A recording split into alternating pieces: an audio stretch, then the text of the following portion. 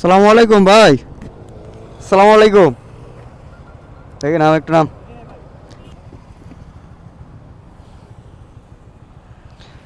বললাম ওই ওই সময় ইয়েটার জন্য সরি ভাইয়া।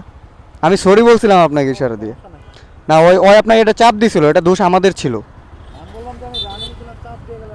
হ্যাঁ হ্যাঁ, আমি ডাক দিয়ে আপনাকে সরি বলছি, বাট আমি বুঝাইতে পারি নাই। আপনি হয়তো ভাবছেন যে আপনার সাথে রিয়েক্ট করলাম নাকি। না, এরকম কিছু না। যেটা আমার ভুল ভাই, এটা আমি স্বীকার করতে বাধ্য। এখানে ফলটা আমাদেরই ছিল।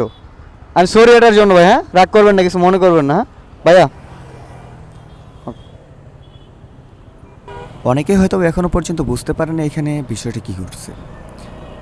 আলটিমেটলি কিছুক্ষণ আগে মুস্তাফা ড্রাইভিংয়ে ছিল, আর আমি পিছনে ছিলাম, পিলিয়ন হিসেবে আমি ছিলাম। তো যেই ভাইটার সাথে কথা বললাম, ওই ভাইটাকে মুস্তাফা একটা চাপ দিয়ে দিছিল, যেটা রং আমাদের ছিল, ভুল আমাদের ছিল। আর একটু হইলে ওই ভাইটা পড়ে যেত। হ্যাঁ, ছবিটা আসার পরে ওনাদেরকে পাইলাম সামনে, পাওয়ার পরে বললাম যে সরি ভাই এটার জন্য, আসলেই সরি এটার জন্য। কারণ আমি চাই না আমার জন্য একটা মানুষ বিপদে পড়ুক কিংবা আমার জন্য কষ্ট পাক, মনে মনে গালি দিক আমাকে, আমি এটা চাই না কখনোই। যদিও আমি ভুলটা করি নাই, বাট আমাদের ভুলটা ছিল। মুস্তফা যে কথা আমি একই কথা। হ্যাঁ, তো আয়সা ওনাকে সরি বললাম অ্যান্ড হ্যান্ডশেক করলাম, যাতে ওনার রাগটা কমে যায় কিংবা মনে মনে গালি দেওয়া থেকে বিরত থাকে। যেটা আমাদের দোষ ভাই, ওটা মেনে নিতে দোষ কোথায়? আমরা এই জিনিসটা কখনোই করতে চাই না, যে আমাদের দোষটা স্বীকার করতে চাই না। আসলে আমরা যখন একটা ভুল করি, ওই ভুলটা স্বীকার করলে অপোজিট সাইডের মানুষটা কিন্তু খুব সহজে আমাদেরকে ক্ষমা করে দিতে চায় কিংবা দিতে পারে, বা দেয়, ম্যাক্সিমাম টাইমই দেয়। যখনই দেখবেন আপনি একটা ভুল করছেন বাট ওইটা স্বীকার করে নিয়েছেন, দেখবেন ওই মানুষটার মন অটোমেটিক নরম হয়ে যায়।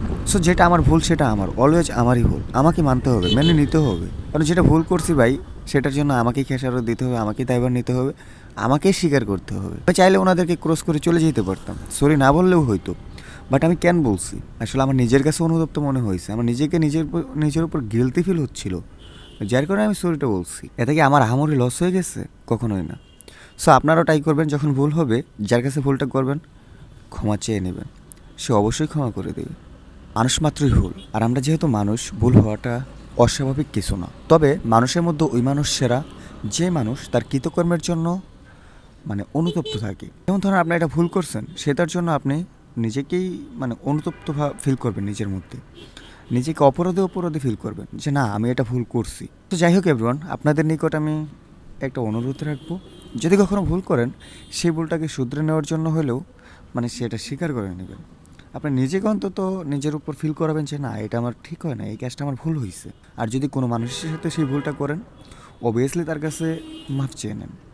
মাফ চাওয়া বা ক্ষমা চাওয়া, এটা যদি মনে করেন যে আত্মসম্মানে লাগতেছে, তাহলে আমি বলবো ভাই আপনি এখনও মানুষই হইতে পারেননি, আসলেই মানুষ হইতে পারেননি।